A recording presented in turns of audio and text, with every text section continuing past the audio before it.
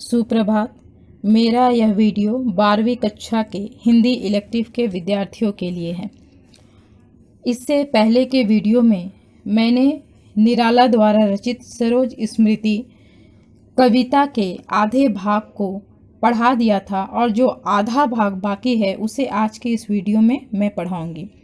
तो आप लोगों से निवेदन है कि इस वीडियो को देखने से पहले इससे पहले जो मैंने वीडियो बनाया है जिसमें इसका भाग 1 में मैंने जो आधी कविता समझाई है उसे आप लोग ज़रूर देख लें ताकि इसके आगे की कविता आप लोगों को समझने में आसानी हो। तो एक बार मैं फिर से बता देती हूँ संक्षेप में कि इससे पहले भाग में हम लोग क्या पढ़े थे। तो कविता सरोज स्मृति सूर्यकांत त्रिपाठी निराला की लिखी गई महत्वपूर्ण कविता है और हिंदी साहित्य में शोक काव्य के रूप में ये अमर कृति भी है। तो इस कविता में बेटी के दिवंगत होने पर एक पिता का विलाप है। सरोज की मृत्यु के पश्चात निराला जो शोक करते हैं, जो अपने दुख को व्यक्त करते हैं, अपनी भावनाओं को व्यक्त करते हैं, उसे ही इस कविता में उन्होंने लिखा है। और पिता के इस विलाप में उन्हें कभी शकुंतला की याद आती है, कभी अपनी स्वर्गीय पत्नी की याद आती है और जब उनकी बेटी दुल्हन बनती है तो उनके रूप रंग में उन्हें अपनी पत्नी का रूप रंग भी दिखाई देता है। इन सभी चीज़ों का चित्रण जो है इस कविता में किया गया है। साथ ही साथ निराला को इस बात की भी तकलीफ है कि वो चाहते हुए भी अपनी बेटी के लिए कुछ ना कर पाए। वो बहुत कुछ करना चाहते थे लेकिन नहीं कर पाए। निराला बहुत ही स्वाभिमानी और विद्रोही स्वभाव के कवि थे। कभी भी अन्याय को वो बर्दाश्त नहीं कर पाए। यही कारण है कि निराला का जो विवाह हुआ था उसमें भी समाज की उनको स्वीकृति नहीं मिली थी। उन्होंने स्वयं माँ के जो भी कर्तव्य थे उसका निर्वाह किया था, क्योंकि सरोज की जो माँ थी उसका देहांत पहले ही हो गया था।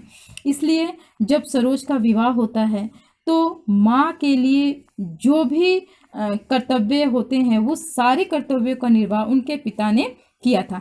चाहे विवाह के अवसर पर उनके ऊपर सरोज के ऊपर शुभ कलश का जल गिराना हो या फिर उनको उसके विवाह के अवसर पर कोई शिक्षा देनी हो, ये सारे कार्य स्वयं निराला ने ही किए हैं। साथ ही साथ इस कविता के माध्यम से निराला का जीवन संघर्ष भी प्रकट होता है और वो कहते हैं, दुखी जीवन की कथा रही क्या कहूँ जो आज ना कही। तो शुरुआती दौर में कविता जब शुरू होती है तो वो कहते हैं कि उन्होंने अपने जीवन में एक बहुत ही नए रूप में विवाह होते हुए देखा है। उनका विवाह नया था क्योंकि उसके विवाह जैसे सामान्य विवाह होते हैं वैसा सरोज का विवाह नहीं हुआ था। उसके विवाह में उसके घर के कोई परिचित सदस्य नहीं थे। न रात भर जाग कर वहाँ पर किसी तरह का शुभ मंगल गीत गाया गया था। ऐसा कोई भी चीज़ जो सामान्य तौर पर विवाह में रीति किया जाता है, जो विधान होता है, वो सरोज के विवाह में नहीं हुआ था। तो जब सरोज दुल्हन के रूप में सजती है तो उसको देखकर अनायास ही निराला को अपनी पत्नी मनोहरा देवी की याद आ जाती है। तो उन्होंने पहले भाग में अपनी पुत्री सरोज के सुंदरता का वर्णन किया है जो उसे अपने बसंत की प्रथम गीत के समान प्रतीत हो रही थी। उसके बाद उनको उसके रूप को देखकर उन्हें अपनी पत्नी की याद दिलाती है और वो अपने अतीत में चले जाते हैं जहां उन्होंने अपनी पत्नी के साथ प्रेम भरे गीत गाए थे। उसके बाद वो अपनी पत्नी की और सरोज के सौंदर्य की तुलना करते हुए कहते हैं कि सरोज जहां यथार्थ के धरातल पर खड़ी है वहां उनकी पत्नी जो है वो सौंदर्य का उपादान है, एक कल्पना की प्रतिमूर्ति है और वो विवाह के अवसर के विषय में बताते हैं। अब इसके बाद के पंक्ति में हम देखते हैं कि क्या है। माँ की कुल शिक्षा मैंने दी, पुष्प सेज तेरी स्वयं रची, सोचा मन में वह शकुंतला, पर पाठ अन्य वह अन्य कला। तो इन पंक्तियों में निराला कहते हैं कि उसकी माँ को जो शिक्षा विवाह के उपरांत देना था, वो सारी शिक्षा जो है वो निराला ने ही स्वयं अपनी बेटी सरोज को दी थी। क्योंकि उनकी उसकी माँ की मृत्यु जो है वो बहुत पहले ही हो गई थी। यहाँ तक कि उसका लालन पालन भी उसके नानी के घर में ही हुआ था। तो इसलिए वो बोलते हैं कि विवाह के पश्चात जो शिक्षा माँ को देनी थी वो शिक्षा मैंने ही तुझे प्रदान की। साथ ही साथ पुष्प सैया जो है वो भी मैंने अपने हाथों से ही तैयार की थी। और मन ही मन में यह सोच रहा था कि मैं अपनी पुत्री को शकुंतला की भांति उसी प्रकार विदा कर रहा हूँ जिस प्रकार शकुंतला को महर्षि कण्व ने विदा किया था। लेकिन जो सरोज है वो शकुंतला से थोड़ी सी अलग है, क्योंकि उसकी शिक्षा जो है वो थोड़ी सी अलग थी। क्योंकि दोनों के विवाह में जो अंतर था वो अलग था। यहाँ पर कण्व जो है जब शकुंतला को विदा करते हैं तो उस शकुंतला को उसकी माता जो है वो छोड़ के चली गई थी और उसका लालन पालन महर्षि कण्व ने किया था।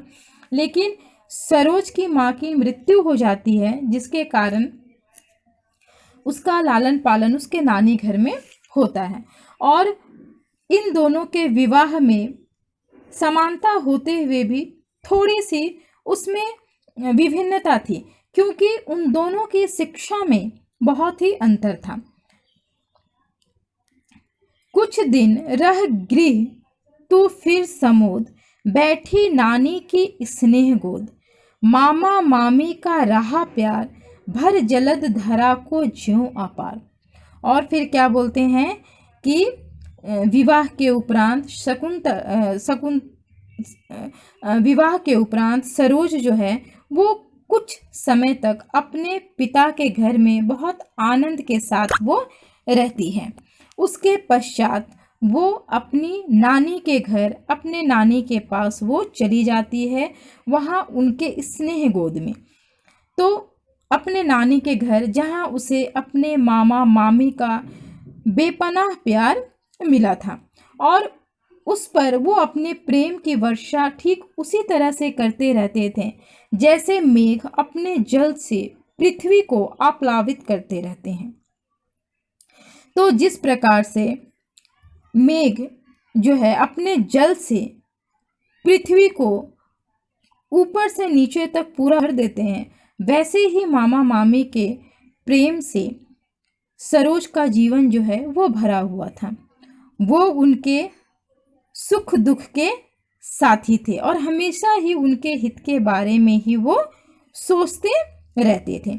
वो ही सुख दुख में रहे न्यस्त, तेरे हित सदा समस्त व्यस्त, वह लता वहीं की जहाँ कली, तू खिली स्नेह से हिली पली, अंत भी उसी गोद में शरण, ली मूंदे दृगवर महामरण।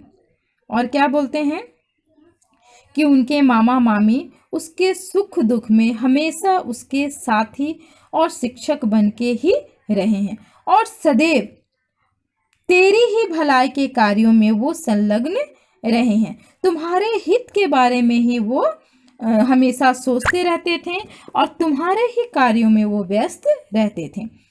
वो लता कहाँ की थी? तो अपने नानी के घर की थी। वो वहीं लता थी, वहीं पे वो कली बनी और वहीं पे वो खिली और स्नेह से वहीं पे हिली और पली भी।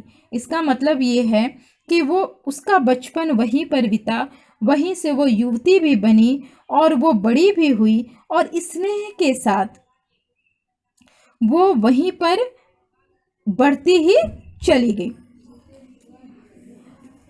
उसी की गोद में बचपन से ही वो रही थी और उन्हीं के साथ बहुत हिली मिली भी थी। और अपने जीवन के अंतिम घड़ी में भी तूने उस स्नेहमयी की गोद में शरण ली थी और अपने नेत्रों को बंद करके महाप्राण का वरण भी तुमने उन्हीं की गोद में किया था। मतलब अपने नानी के ही गोद में वो मृत्यु शैया का वर्ण वो करती है। अब इसका हम भाव सौंदर्य देख लेते हैं। इन काव्य पंक्तियों में कवि ने अपने पुत्री के विवाह और उसके साथ ही उसकी असामयिक मृत्यु जो हो जाती है उसका बहुत ही मर्मस्पर्शी वर्णन किया है। कवि अपने पुत्री के प्रति बहुत स्नेह और प्रेम रखते हैं, उनसे उनका बहुत जुड़ाव रहता है। अब इसके शिल्प सौंदर्य में देखते हैं तो इन सरोज स्मृति की जो भाषा है वो तत्सम शब्दावली युक्त साहित्यिक खड़ी बोली है। इन पंक्तियों में वात्सल्य एवं करुण रस का बहुत ही प्रभावशाली चित्रण किया गया है। सदा समस्त में अनुप्रास अलंकार है। हिली पली में स्वर मैत्री और पुष्प सेज में रूपक अलंकार है। भर जलद धरा को ज्यों अपार में उत्प्रेक्षा अलंकार है। सदा समस्त में अनुप्रास अलंकार मैंने क्या समझाया था कि जहाँ पर एक ही वर्ण की बार बार आवृत्ति होती है वहाँ अनुप्रास अलंकार होता है। हिली पली माने स्वर मैत्री, इन दोनों में स्वरों की समानता है इसलिए यहाँ स्वर मैत्री है। पुष्प सेज में रूपक अलंकार है कि पुष्प रूपी सेज में रूपक अलंकार है। भर जलद धरा को ज्यों अपार में उत्प्रेक्षा अलंकार है। और ये काव्यांश जो है वो छंदमुक्त शैली में लिखा गया है। साथ ही साथ यहाँ पे दृश्य बिंब जो है उपस्थित है। उसके बाद देखिए इसके बाद की पंक्तियां को हम पढ़ते हैं। मुझ भाग्यहीन की तू संबल, युग वर्ष बाद जब हुई विकल, दुखी जीवन की कथा रही, क्या कहूँ आज जो नहीं कही। तो इन पंक्तियों में कवि अपनी पुत्री के मृत्यु की व्यथा और अपने दुख में जीवन के विषय में बताते हुए कहते हैं कि हे पुत्री, मुझ अभागे की, मुझ भाग्यहीन की एकमात्र तू ही सहारा थी। और आज इतने वर्ष बीत जाने पर कवि जो है इस बात को, अपनी इस व्यथा को वो प्रकट कर रहे हैं। युग वर्ष बाद जब हुई विकल, युग वर्षों के बाद वो बहुत ही व्याकुल हो गए हैं और अपने भावनाओं को, अपने शोक को, अपने दुख को वो प्रकट कर रहे हैं और कह रहे हैं कि मेरा जीवन जो है वो तो दुख की ही कहानी रहा है। निराला के जीवन में एक के बाद एक अनेक विपत्तियां आती ही रही है, लेकिन उन्होंने कभी भी इस बात को किसी से नहीं कहा है। इसलिए वो कहते हैं कि उसको आज मैं कहकर क्या कहूँगा, आज तक मैंने कभी किसी के सामने अपने मन के भावों को कभी भी नहीं रखा, तो आज मैं उसे कहकर क्या करूँगा। यदि मेरा धर्म बना रहे तो मेरे सारे कर्मों पर भले ही बिजली टूट पड़े, हो इसी कर्म पर वज्रपात, यदि धर्म रहे नत सतामात, इस पथ पर मेरे कार्य सकल, हो पृष्ठ शीत केत से सतदल, कन्ने गत कर्मों का अर्पण, कर करता मैं तेरा तर्पण। और क्या बोलते हैं कि यदि मेरा धर्म बना रहे और मेरे सारे कर्मों पर भले ही बिजली टूट पड़े तो भी मैं अपने झुके हुए मस्तक के साथ उसको सहन करता रहूंगा। इस जीवन मार्ग में मेरे संपूर्ण कार्य जो है वो शिशिर ऋतु में मुरझा जाने वाले कमल के पंखुड़ियों के तले भले ही नष्ट हो जाए, भले ही मेरे कार्यों के लिए कोई मेरी प्रशंसा ना करे, तो भी मुझे मेरी उसकी चिंता नहीं है। जब बहुत अधिक शीत पड़ता है तो ठंड से क्या होते हैं कि कमल जो है वो पूरे समाप्त हो जाते हैं, वो भ्रष्ट हो जाते हैं, मुरझा जाते हैं।